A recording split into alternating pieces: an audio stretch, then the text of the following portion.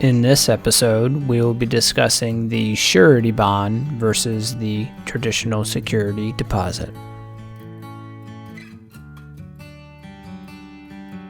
Due to escalating move-in costs for rental property over the past several years, some landlords are accepting surety bonds in lieu of a security deposit. So what exactly is a surety bond? It's a one-time non-refundable bond premium that's paid to a surety provider to act as a third-party guarantor. So if the tenant causes any damage, they guarantee to cover it up to a limit. However, a surety bond doesn't release a tenant from financial or even criminal liability. If a claim is processed, the surety provider will pay the landlord and then seek reimbursement from the tenant. How much does a surety bond cost? Premiums usually cost about 10 to 20% of the total security deposit normally required by the landlord.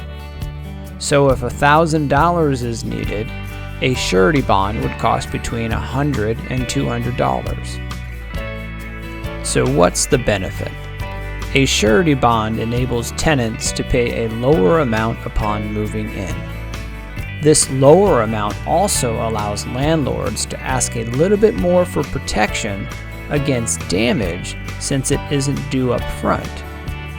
So if the security deposit was $2,000 versus $1,000, that's a substantial difference.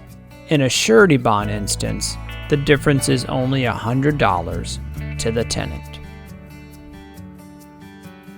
But what's the downside? In the end, it could end up costing the tenant more if damage is assessed because the bond premium is non-refundable. So the damage would have to be paid in addition to that. And landlords don't have as much flexibility as when withholding a tenant's security deposit in the form of cash.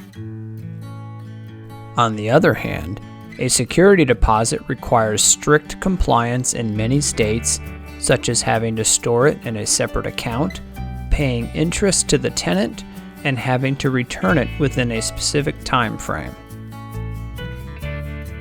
So what's best? Ultimately, your local market conditions and demographics will help you decide. If security deposit amounts continue to rise substantially, well, then tenants may trend toward the low-cost illusion of surety bonds.